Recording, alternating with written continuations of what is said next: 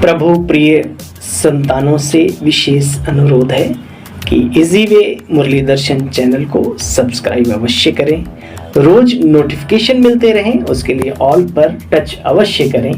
साथ साथ वीडियो अगर अच्छा लगा हो, स्पष्ट समझ में आया हो तो अवश्य सभी को शेयर करें और लाइक भी करना ना भूलें। अगर कुछ त्रुटि हो तो कमेंट बॉक्स में जाके अपने इस भाई को कमेंट भी करना ना भूलें।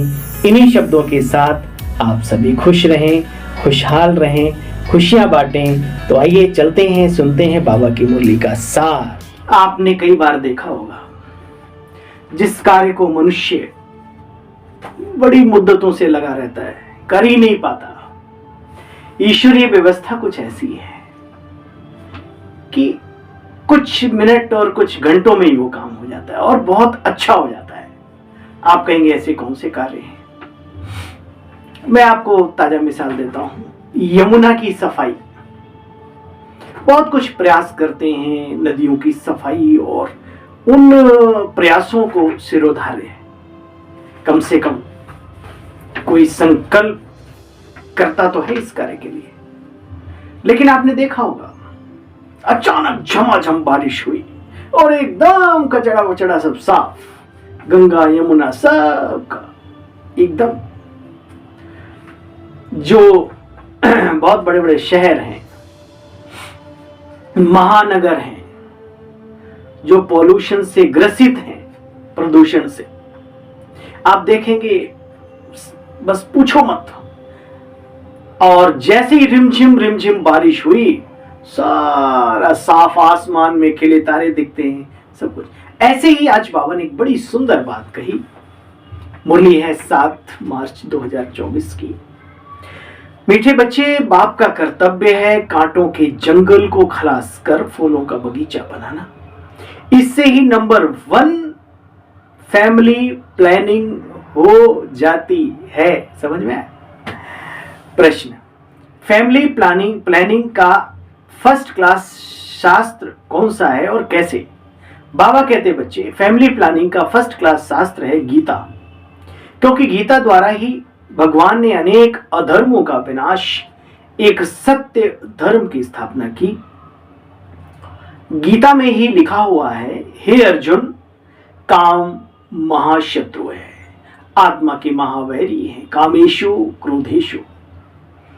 जब काम शत्रु पर जीत पा लेते हो तो फैमिली प्लानिंग स्वतः ही हो जाती। यह एक बाप का ही काम है, किसी मनुष्य का नहीं। समझ में आया? ओम शांति। शिव भगवान वाच, बाप बैठ रूहानी बच्चों को समझाते हैं। इस दुनिया को तो आसुरी दुनिया जरूर कहेंगे, नई दुनिया को बच्चे दैवी दुनिया कहते हैं। दैवी दुनिया में बहुत थोड़े मनुष्य होते हैं, ये राज भी तुम बच्चे जानते हो, तो औरों को भी समझाना चाहिए। बच्चे, मैं आता ही हूं एक धर्म की स्थापना करने, अन्य अनेक अधर्मों का विनाश करने। देखो बच्चे, इससे फैमिली प्लानिंग हो जाती है, अर्थात सारे सृष्टि पर दिव्यता पवित्रता का साम्राज्य, तो बच्चों की जय जयकार हो जाती।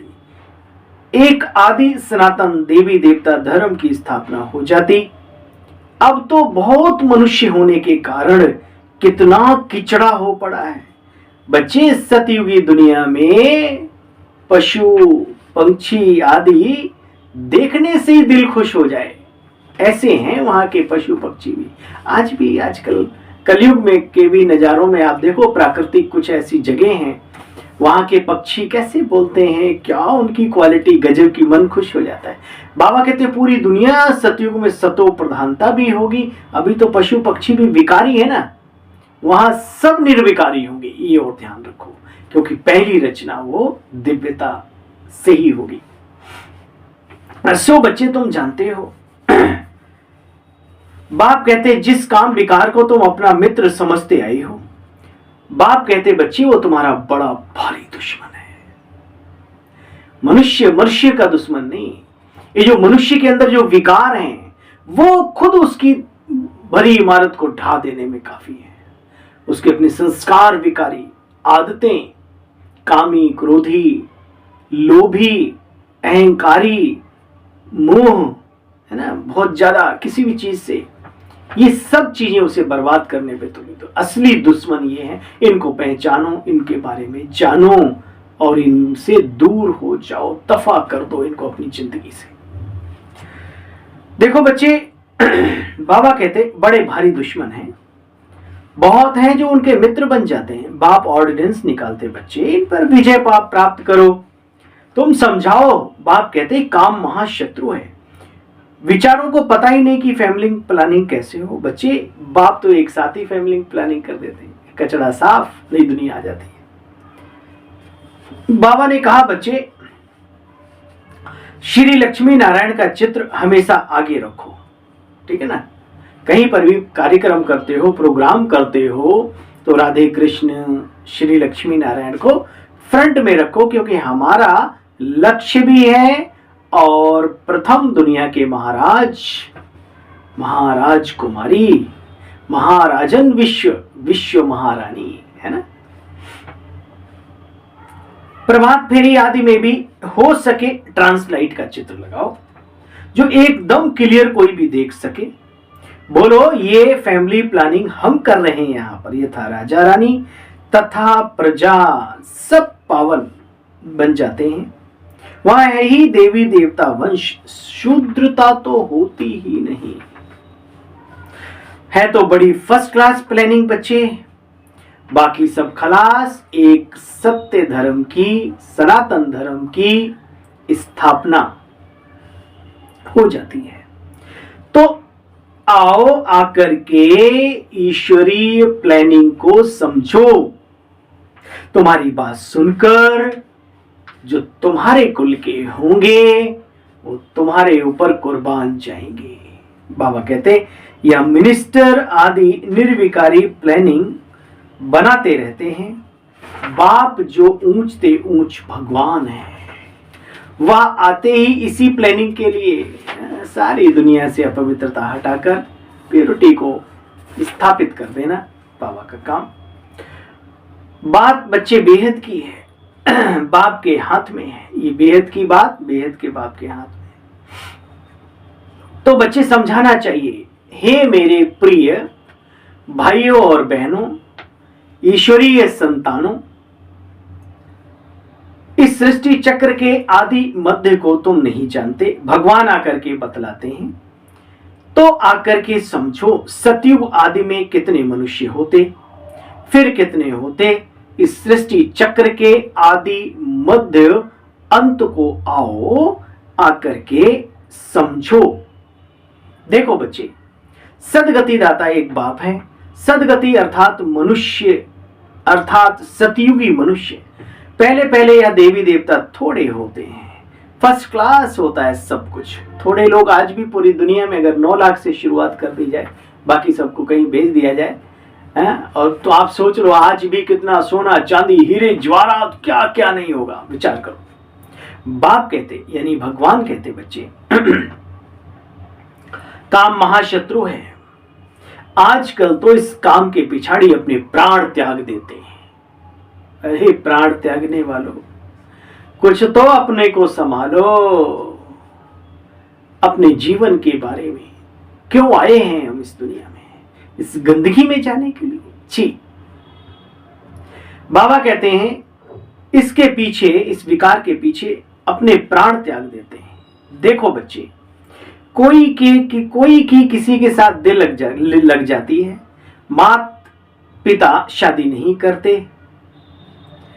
तो बस घर में हंगामा ही मचा देते हैं। बच्चे बहुत गंदी दुनिया हो गई है। कई हैं जो उनका साथ भी देते हैं, तो वो तो सजा के हकदार होते ही हैं। लेकिन ऐसे आत्माओं को उस समय पर समझाओ कि ये रास्ता गलत है, कांटे हैं इस पे, आदि मध्य अंत दुख ही दुख है। अनुभवी तो उसे ही कहा जाता है ना, जो अपने अनुभवों से अन्य आत्माओं को अनुभवी बना करके श्रेष्ठ रास्ते की तरफ मोड़ दे। देखो बच्चे, एक दो को कांटा लगाते रहते हैं। बच्चे सतयुग में तो फूलों की वर्षा होती। एकांत में बैठे इन बातों पर विचार सागर मंथन करो। बाबा इशारा देते हैं, इनको रिफाइन भी करो बातों को। चित्र भी भिन्न भिन्न प्रकार के बनाते रहते हैं। ड्रामा अनुसार जो कुछ चल रहा है वो ठीक है। किसी को समझाना है तो बच्चे बहुत सहज, सबका ध्यान एक बाप की तरफ खिंचवाना चाहिए। ये बहुत बड़ी बाबा की बात है। उन भाई बहनों से निवेदन है जो यज्ञ के निमित्त बने हुए हैं, ईश्वरीय कार्य के सिरोधार्य करके और सारे कार्य को आगे बढ़ा रहे हैं, कभी भी किसी को अपने साथ मत जोड़ो। ये बहुत बड़ा पाप है, याद रखना। बाबा कहते बच्चे देखो, सबका ध्यान बाप की तरफ खिंचवाना होता है। बाप का काम है बच्चे, बाप ऊपर बैठा है, ये काम करेगा नहीं। ये ब्रह्मा बाबा की बात नहीं चल रही है, ये शिव बाबा जो ऊपर बैठा है वो काम करता है, ये नहीं। कहते भी हैं जब जब धर्म की ग्लानि होती है तब तब मैं आकर के एक धर्म की स्थापना करता हूं, गुलगुल बना करके ले जाता हूं। बच्चे विचार सागर मंथन करो। बाप कहते मैं एक धर्म की स्थापना कराने तुमको भी रिहर्सल करा रहा हूं। इस समय बच्चे सब पतित के पतित, पतितों के भी पतित, ऐसे कह सकते हो। शादियों पर लाखों करोड़ों खर्चा करते हैं भाई, जिसकी जैसी औकात उतना अपना पूरा कंगाल बन जाता है। कितना शादनामा करते हैं, दिखावा, और ही पावन बनने के बदले पतित बनने के लिए खर्चा करते हैं। वाह, तुम बच्चों को भी ये ईश्वरीय धंधा करना है। कौन सा? पवित्र बनाने का, पावनता का कंगन बांधने का। बाबा कहते तुम बच्चों को अब यही ईश्वरीय धंधा करना चाहिए, सबको समझाना चाहिए। सब आसुरी नींद में जैसे कि सोए पड़े हैं। बच्चे जाकर के जगाओ। अब बाबा जो जाग कर सो जाए उसे कैसे जगाए? सोए हुए को तो जगाया जा सकता है। बाबा कहते जाकर के जगाओ, गोरा बनकर फिर औरों को भी बनाओ, तो बाप का प्यार भी तुम्हारे ऊपर जाए। सर्विस ही नहीं करेंगे तो बच्चे मिलेगा क्या? कोई तो बादशाह बनते हैं तो जरूर कोई अच्छे कर्म करते हैं, या तो बड़ी सिंपल समझ की बात है। हम दास दासियां हैं तो जरूर हमने कम अच्छे कर्म किए। बुरे कर्म करने से फिर जन्म भी मनुष्य को बुरा मिलता है। कर्मों की गति से चलती रहती, कर्मों की गति चलती रहती है जीवन में। बाकी क्या कर्म किए हैं वो नहीं जानेंगे, कर्म गाए जाते हैं। जितना जो अच्छा कर्म करते हैं ऊंच पद पाते हैं। ऊंच कर्मों से ही बच्चे ऊंच बनते हो। तो एक जीवन में लक्ष्य जरूर रखो।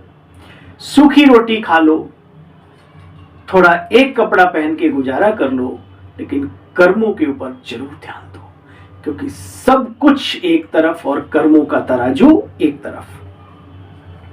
भगवान वाच पिछाड़ी में सबको साक्षात्कार होगा। किसने क्या क्या किया, कैसे कैसे, बाबा कहते हैं पिछाड़ी में सब कुछ साक्षात्कार होगा। अच्छी तरह पढ़ेंगे लिखेंगे तो बनेंगे नवाब। रूलेंगे मतलब खेलेंगे कूदेंगे, इधर उधर व्यर्थ की बातों में नेगेटिविटी में जाएंगे तो होंगे खराब। बच्चे तो उस पढ़ाई में भी होता है तो यहां भी होता है। भगवान वाच इस समय सारी दुनिया ही काम चिता में जल मरी है।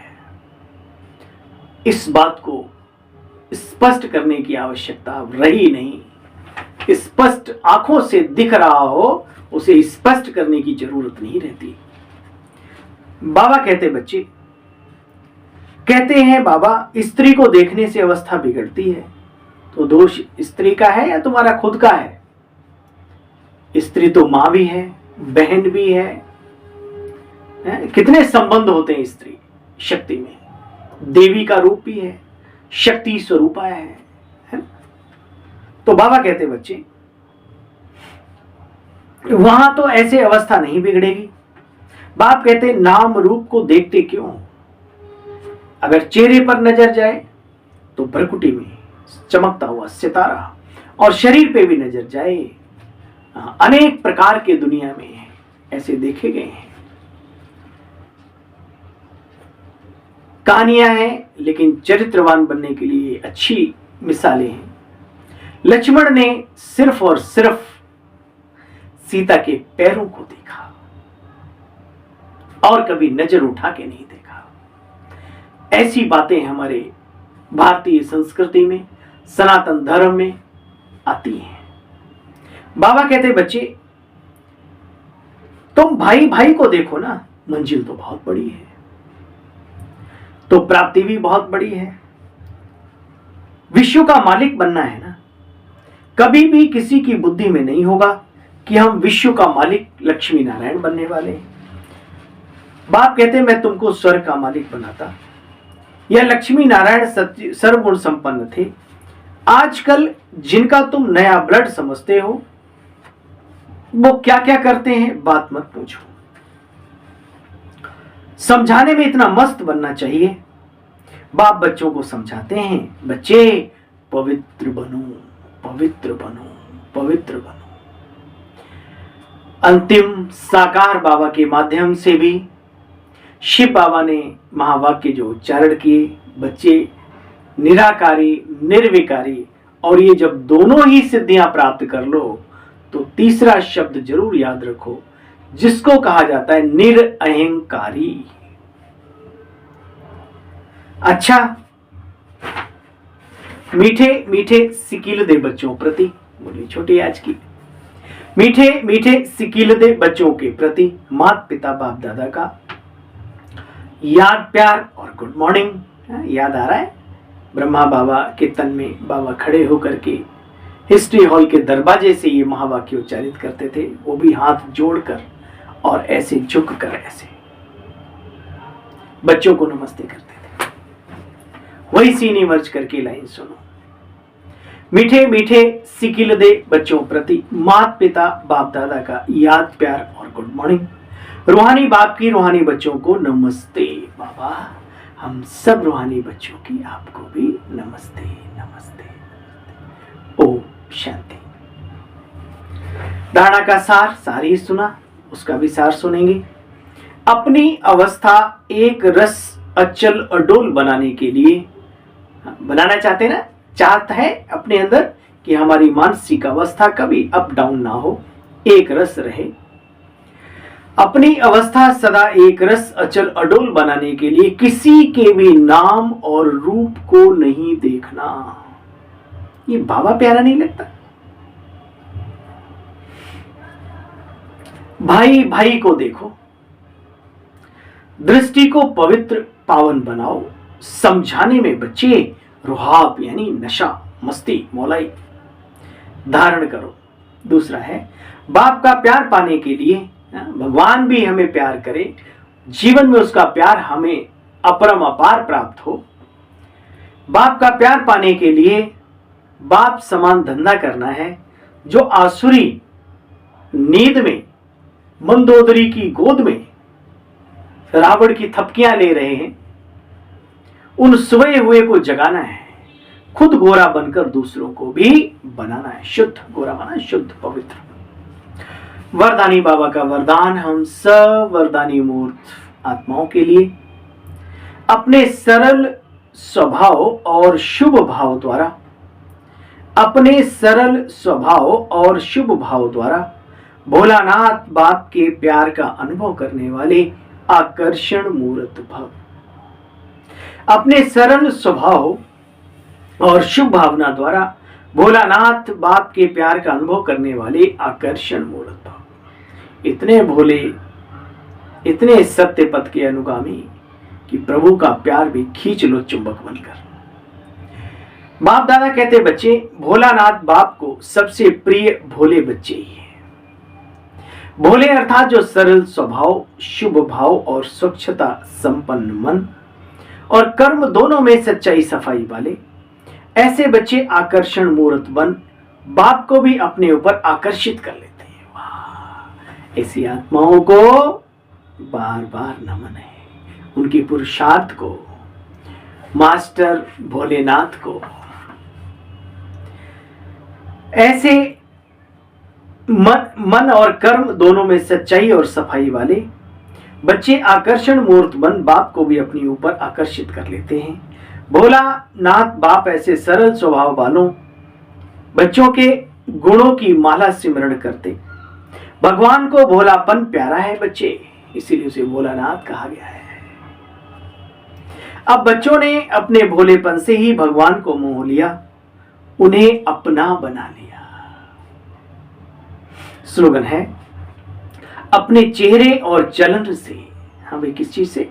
अपने चेहरे और चलन से गुण व शक्तियों की गिफ्ट बांटना ही शुभ भावना, शुभ कामना। एक है मन से सबके प्रति रखो, लेकिन बाबा आज कर्मों के द्वारा बता रहे हैं, अपने चेहरे और चलन से गुण व शक्तियों की गिफ्ट बांटना ही शुभ भावना और शुभ कामना है। मीठे बच्चे, बाप का कर्तव्य है कांटों के जंगल को खलास कर फूलों का बगीचा बनाना। इससे ही नंबर 1 फैमिली प्लानिंग हो जाती है।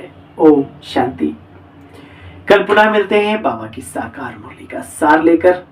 तब तक के लिए आज्ञा, और आपके लिए निवेदन ये है कि आप ओम शांति।